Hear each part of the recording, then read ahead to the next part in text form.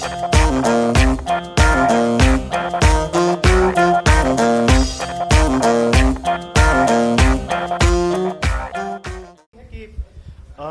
को लेकर के पहला सवाल था, इस पे थोड़ा सा अगर आप और बताना चाहें कि इतने बड़े पैकेज के लिए सरकार फिलहाल बोरिंग को लेकर के क्या योजना है, आने वाले वक्त में किस तरीके का और प्रावधान करने की योजना है। और दूसरा ये कि जो बैंक गारंटी, जो लगातार बैंक पिछले 2-3 महीने में ये इस बात को लेकर के चिंतित थे कि कुछ सेक्टर्स पर लोन देने के लिए वो ज्यादा पॉजिटिव नजर नहीं आ रहे थे और बैंक गारंटी, सरकार से गारंटी को लेकर के वो लगातार अपील कर रहे थे।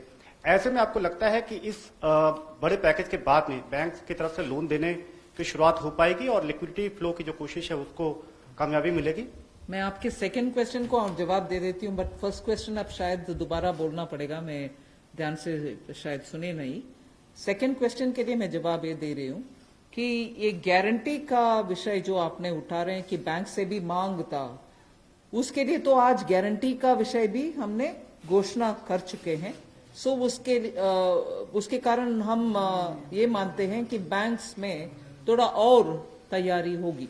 मगर वैसे भी पिछले एक सप्ताह से बैंक सेक्रेटरी इधर देवाशीष पांडा जी हैं, लगातार कितने बैंक से क्रेडिट जारी है, किन को जारी है, एमएसएमई की जा रही है, रिटेल सेक्टर को जा रहे हैं, ये विषय हम फिनेंस मिनिस्ट्री के हैंडल से और पीआईबी के द्वारा भी जानकारी देते आ रहे हैं।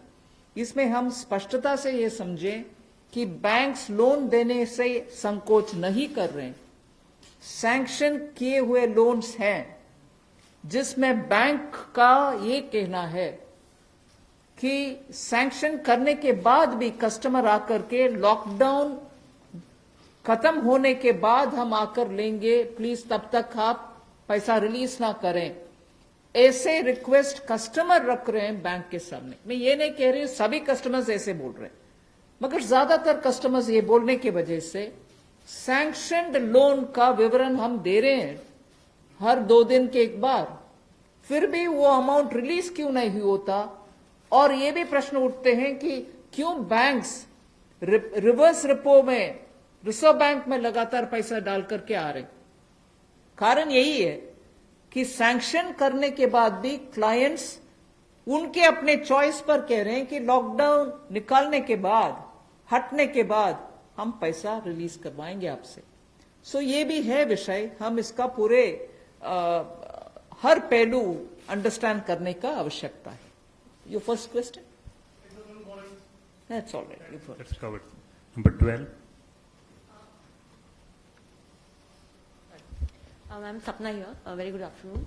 Ma'am, 2 questions. A lot of queries are coming from various quarters that after the announcement of the additional borrowing by the government last Friday of 4.2 lakh crore approx, how much is of that's going to be taken care in terms of meeting the revenue gap, ma'am?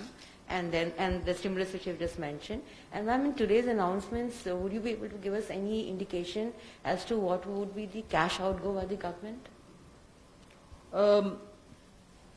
I think your first question is largely addressed already about where are we going to get the money from, and is the debt market going to be able to receive the announcement that's been made by the government last Friday. Yes, you're seeing how the market is responding, and that's no secret. It's not something anyone can hide. It's public domain information. I have broadly indicated the amounts. But in any case, end of the all the announcements, 4 or 5 announcements, you'll get to know. And in any case, the Honorable Prime Minister has clearly said what is the total size of the stimulus package. Ma'am, related question online hai. Does the package announced by the Prime Minister yesterday is a standalone one, or it is inclusive of earlier package of 1.7 lakh crore and the other security item 65 lakh crore liquidity measures announced by the RBI? Does this all? As I said, whoever has asked that question online can wait till all the announcements are made. Sure. Number 9. Ma'am, Monika ji business. Ma'am, MSME sector में पहले से ही बहुत ज्यादा liquidity crunch था और UK सीना committee ने ये सारी रिकमेंडेशंस पहले से ही दे दी थी, तो इतना समय क्यों लग गया? क्या हम लॉकडाउन का इंतजार कर रहे थे? और दूसरा ये कि अप्रैल के जीएसटी नंबर्स अभी तक नहीं आए हैं, तो एमएसएमई सेक्टर से काफी कंप्लेंट्स आ रही हैं और वो काफी रिक्वेस्ट कर रहे हैं कि एक जीएसटी एमनेस्टी स्कीम उनके लिए आ जाए, तो क्या हम उसकी आशा कर सकते हैं? एमएसएमई के लिए अभी इतनी सारी घोषणा, पता नहीं मुझे क्यों आप उसको लॉकडाउन के लिए हम इंतजार के, कौन इंतजार करते हैं जी लॉकडाउन के लिए? आप क्षमा कीजिए, मुझे कैसे उसका जवाब देना है पता नहीं चल रही है। मगर एमएसएमई के लिए हम धीरे धीरे जुलाई बजट में भी घोषणा किए, उसके बाद पार्शियल गारंटी का अनाउंसमेंट भी हुआ, फरवरी के बजट में भी एमएसएमई के लिए बहुत सारे कदम हमने उठाए, और अभी कॉम्प्रिहेंसिवली स्ट्रेस्ड हो, एनपीए हो, सस्टेनेबल और वायबल यूनिट्स हो, उन सब के लिए अलग अलग हिस्से पर एमएसएमई के लिए स्टेप्स उठा रहे हैं। और जीएसटी रेवेन्यू के ऊपर रेवेन्यू सेक्रेटरी को मैं बोलूंगी कि प्लीज। नंबर 13। आपने जो सवाल पूछा कि जीएसटी का जो अप्रैल महीने का फिगर अभी तक डिक्लेयर नहीं किया है, आपको मालूम है कि जीएसटी के जो रिटर्न्स फाइलिंग के डेट्स है वो सब एक्सटेंड हो गए हैं। एक बार जब अगर एक्सटेंड कर दिया जाए कि हमने बहुत सारे रिटर्न्स कहा है कि जून तक भरना है, या जो 5 करोड़ से ज़्यादा के जो लोग हैं उनको भी हमने टाइम दिया है, तो एक्सटेंशन देने के बाद अब जो ये जो फिगर्स है इसके बारे में स्पष्ट स्थिति जो है सो हमें 30 जून तक ही मिल पाएगा हमें। तो इसीलिए हम लोगों ने उस फिगर को अभी तो जो लोग पैसे दे पा रहे हैं वो दे पा रहे हैं, बाकी लोग 30 जून तक उनको अवधि दी गई है, उसके बाद ही हमें स्पष्ट स्थिति मालूम पड़ेगा कि कितना पैसा आया, किन लोगों ने रिटर्न फाइल किया है। जहां तक कि आपने एमएसएमई की बात की, जीएसटी रिफंड इस एक महीने में, अप्रैल महीने में टोटल इस फाइनेंशियल ईयर में अब तक करीब 11,000 करोड़ लोगों को जीएसटी का रिफंड दे दिया गया है। 11,000 करोड़ एक महीने में, और उसकी संख्या भी मैं बताऊं अगर, तो करीब 27,000 लोगों को आईजीएसटी का रिफंड मिला है, और जो बाकी जो जीएसटी का जो रिफंड है करीब 1,39,000 लोगों को जीएसटी का रिफंड मिला है। Madam Sunil Prabhu, NDTV. Just 2-3 points. One, of course, was on the fiscal deficit. Where do you keep the target now?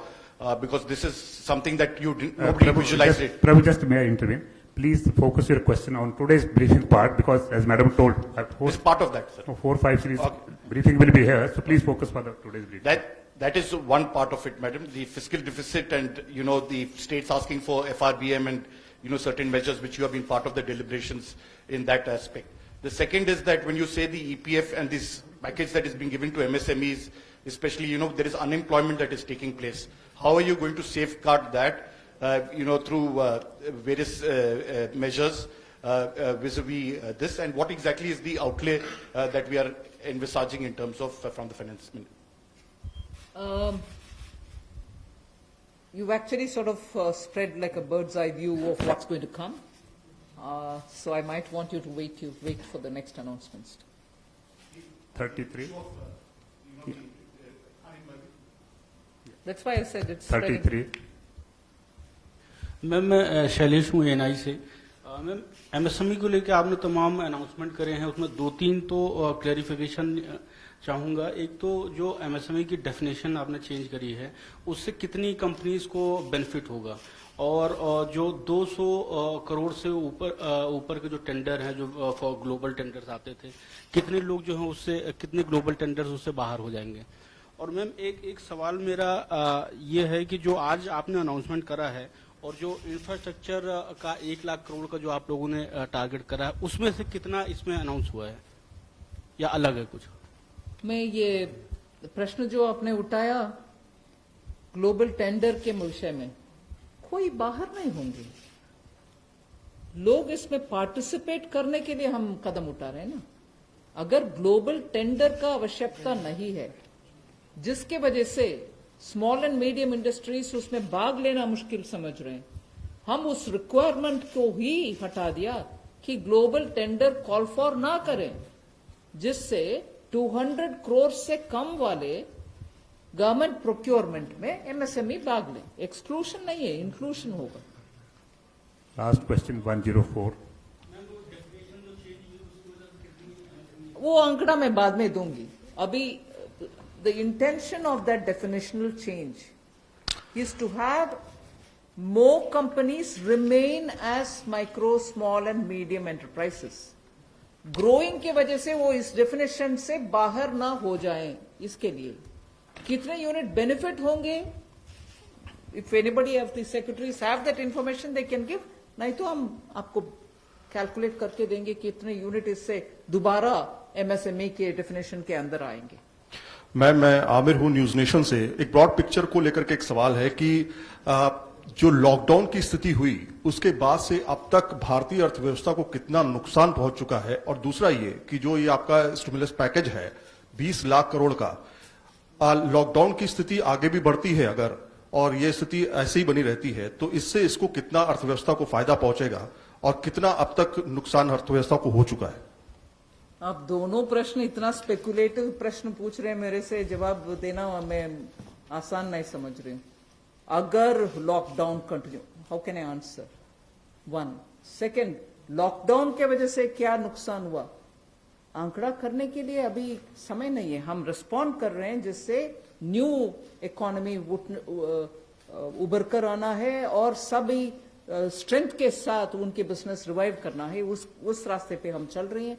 इसीलिए I can't answer even your first question, I am sorry. Please like, follow and subscribe. Please subscribe. Please subscribe. Please subscribe. Please subscribe. Subscribe Please subscribe. Please subscribe Film Jalsa. to Film Jalsa. Film Jalsa. To Film Jalsa. Film Jalsa. Film Jalsa. Film Jalsa channel. To Film Jalsa.